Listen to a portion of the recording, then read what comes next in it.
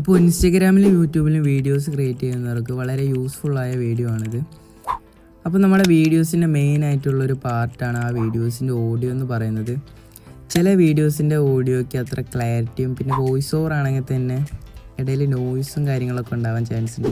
അപ്പോൾ അതൊക്കെ റിമൂവ് ആക്കി നമ്മുടെ ഓഡിയോയുടെ ക്വാളിറ്റി എങ്ങനെ ഇൻക്രീസ് ആക്കാമെന്നുള്ള നോക്കാം. നമുക്കിവിടെ ലെക്സിസ് എന്ന് പറഞ്ഞ ഒരു ആപ്ലിക്കേഷൻ്റെ ആവശ്യമുണ്ട്. അത് പ്ലേ സ്റ്റോറിലും ആപ്പ് സ്റ്റോറിലും അവൈലബിൾ ആണ്. നിങ്ങൾക്ക് അവിടെ ഈസി ആയിട്ട് ഡൗൺലോഡ് ചെയ്യാം. ആപ്ലിക്കേഷൻ ഡൗൺലോഡ് ചെയ്ത് കഴിഞ്ഞാൽ നിങ്ങൾ ഏത് വീഡിയോ എഡിറ്ററിലാണോ വീഡിയോ ചെയ്യുന്നത് ആ വീഡിയോ എഡിറ്റർ ഓപ്പൺ ആക്കാം. ഞാനിവിടെ VN ആണ് ഓപ്പൺ ആക്കിയിരിക്കുന്നത്.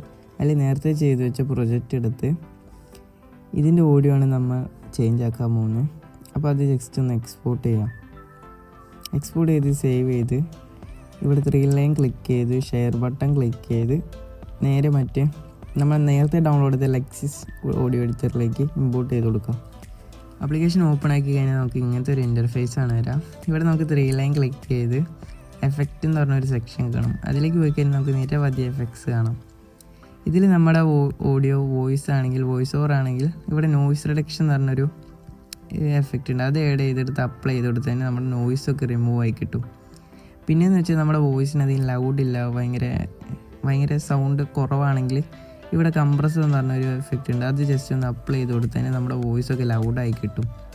പിന്നെ നമ്മുടെ ഓഡിയോയ്ക്കൊക്കെ ഞാൻ മെയിനായിട്ട് യൂസ് ചെയ്യുന്നൊരു എഫക്റ്റാണ് ഈക്വലൈസർ ആൻഡ് ആംപ്ലിഫയർ എന്ന് പറയുന്നത്. ഈ എഫക്റ്റ് നല്ലപോലെ അഡ്ജസ്റ്റും കാര്യങ്ങളൊക്കെ ചെയ്തിട്ട് കഴിഞ്ഞാൽ നമ്മുടെ ഓഡിയോയ്ക്ക് അടിപൊളി ഔട്ട്പുട്ട് തന്നെ കിട്ടും. നിങ്ങൾ എന്തായാലും ട്രൈ ചെയ്ത് നോക്കാം. ഓഡിയോസൊക്കെ എഡിറ്റ് ചെയ്ത് കഴിഞ്ഞിട്ട് നേരെ സേവ് ബട്ടൺ ക്ലിക്ക് ചെയ്ത് നമ്മുടെ ഫയലിലേക്ക് അത് സേവ് ചെയ്ത് കൊടുക്കാം. എന്നിട്ട് നേരെ നമ്മൾ VNലേക്ക് പോയിട്ട് നമ്മുടെ ആദ്യത്തെ സോങ്ങില്ലേ അത് ജസ്റ്റ് ഒന്ന് ഡിലീറ്റ് ചെയ്ത് കളയാം. എന്നിട്ട് നേരെ നമ്മൾ സേവ് ചെയ്ത ഓഡിയോ അതിലേക്ക് ഇമ്പോർട്ട് ചെയ്യാം.